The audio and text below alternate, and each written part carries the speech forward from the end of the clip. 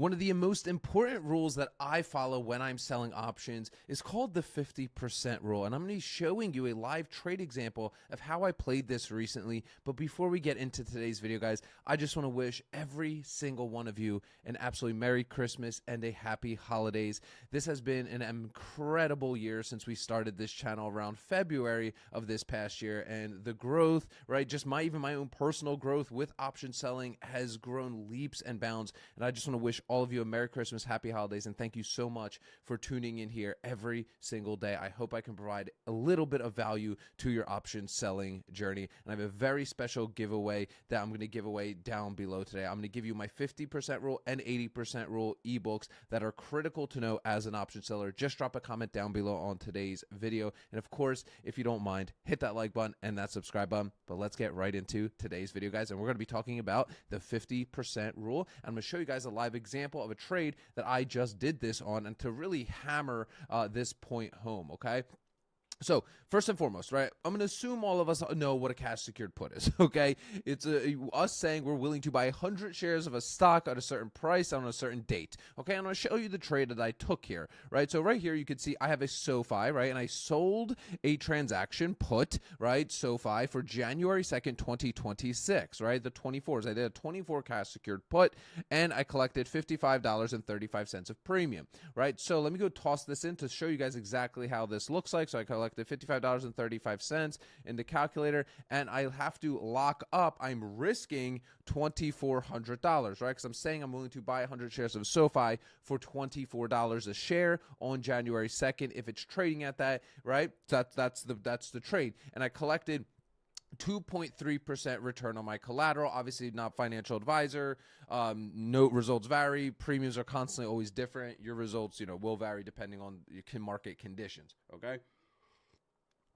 But with that said, right, I did a January 2nd expiration here, right?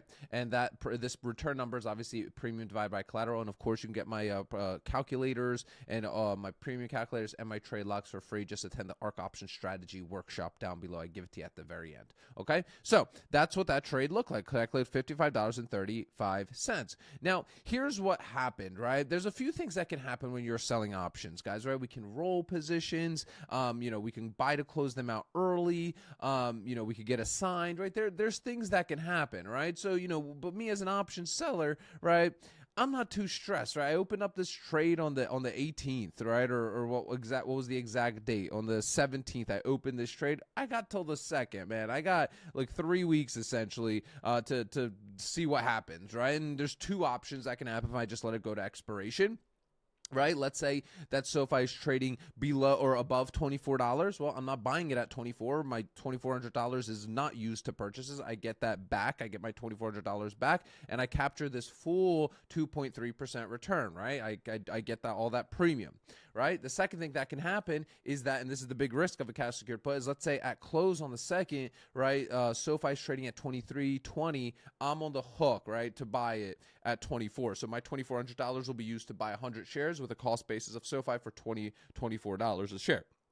Right, but still, I obviously collected that premium up front. And there's nothing wrong with that. A lot of people in my community in OSS, you guys are busy people, you're doctors, lawyers, teachers, you have full-time jobs. There's nothing wrong with letting things go to expiration. You see what you're getting, right? You see the trade. If you're sticking to good quality companies and companies are like, nothing wrong with that. Nothing wrong with that at all, okay? But when you start taking it a little bit more seriously, which eventually you will after a year or so doing it, right, you can see how your gains will actually be tremendously better if you micromanage the trades just a little, just a touch, okay? And you could do this in a multitude of ways and a lot of automated ways as well. So let me go ahead and show you guys what the outcome of this actual trade was. Okay, now I'm just going to put, let's just say 14 days to expiration just for simple math for this. It doesn't necessarily matter too much. I mean, we could even put 31. It doesn't really matter to the point I'm trying to make to you. But with that said, we could see here that 2 days later, right? 2 days later on SoFi, right? I closed that same position out. Now you could see I had a debit. I had to pay $16 to buy to close my 24 put that expired on January 2nd. That cost me $16. Okay, that cost me $16 to close that position out. Okay, so let's go over to our calculator. My full premium now that I'm collecting, right, is 55.34 minus, right, $16.01, was it? Let's just double check it. All right, $16.01. All right, for my net premium now of being $39.33. Okay, now this is what my trade looks like. Okay, now this is what my trade looks like, right? So now I have my premium that I collect fully of $39, right? I gave a little bit of $16 of that back, right? And I had a return of 1.64% in 2 days. Now, is this scalable? No, it's not scalable. I'm the first one to tell you. But when these are the kind of opportunities that happen with very high volatile stocks. I mean, not even. I mean, we could see some of even the blue chips and dividend kings and aristocrats moving 5-10% in a day, which is insanity. We live in a very interesting time for us option sellers, right? But I collected about a 1.64% return on my trade. That is why I closed it out. So what is the 50% rule? High level, if in the first week of a 30-day contract, within like that first, let's say 5 to 7 business days, I'm able to give back 50% of that premium. Give back 50% of that premium. In this case, let's just say, $25, right? $26, whatever the math is. I give back that $25 and I'm able to buy to close that position out for $25 to net $25, right? In a matter of days, I will do it. I will do that all day long. Because why?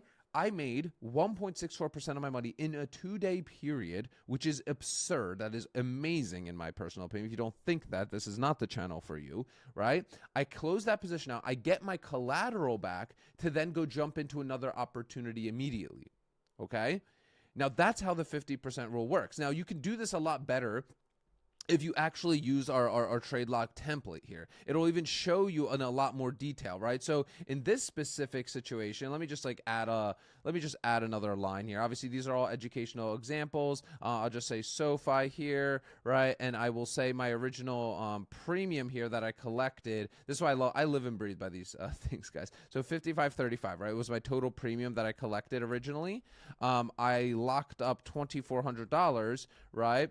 But what is my bought to close amount? How much did I pay to close it out? So $16.01. Boom. Now that shows me how much my net premium will be. Now, of course, you can add columns to this to show yourself the full ROI that is on you to go do those things. This is not a channel where I'm going to be making income claims in your face, telling you can make 20% a month or some nonsense like that, like a lot of these other people. This is not a get-rich-quick scheme. This is slow and steady wins the race. If you've been selling options, you know that. You're a logical human being, right? You're sick of being a degenerate gambler, like an options buyer, scalper, swing trader, all that nonsense, that strategy that I've lost a lot of money on, and I don't want to do that no more, right? So in my opinion, right, obviously go do your own research and obviously track your return on collateral and however you want to actually track those kind of things for yourself. But this makes it a lot easier because now you can immediately see, hey, how much did I buy to close it? Minuses it right from the premium, and then you collect that. It shows you your net here, and of course you can add your return on collateral amount here as a column as well. But again, these are all just educational examples. But the point I'm trying to make. All right, and I'll have another video talking about the 80% rule because that one's also very important. The next question somebody in my community asked me, I think it's important that I share it with you guys, is, Pete, do you do this for your covered calls too? Simple answer, no. No. Why? Because, guys, look. Let's just go here, okay? And we'll go, let's just do SoFi real quick here, if my Yahoo Finance works, okay? So we go to SoFi. Guys, the reality of the situation is this, okay? Covered calls, I want to sell them. I don't mind I don't mind assignment. I'm not scared of assignment, right? So, like for example, if I'm shooting up to this point, right, or if I'm down to this point on my covered call, right, at the bottom Bollinger Band, and let's say I've got some 27 calls, maybe I got some 29 covered calls going, right, yeah, sure, I could probably lock that thing down within a matter of a day or two at like 70, 80% of my premium already captured. But the thing is, if you buy to close your covered call right here, what are you doing with your shares exactly? Because you damn well ain't going to be doing another covered call, right? You're not going to have any more 29 covered calls, right? You're going to get like $1 for that. We're going to be sitting around. Now that's what's cool about SoFi though, because we be bouncing, all right?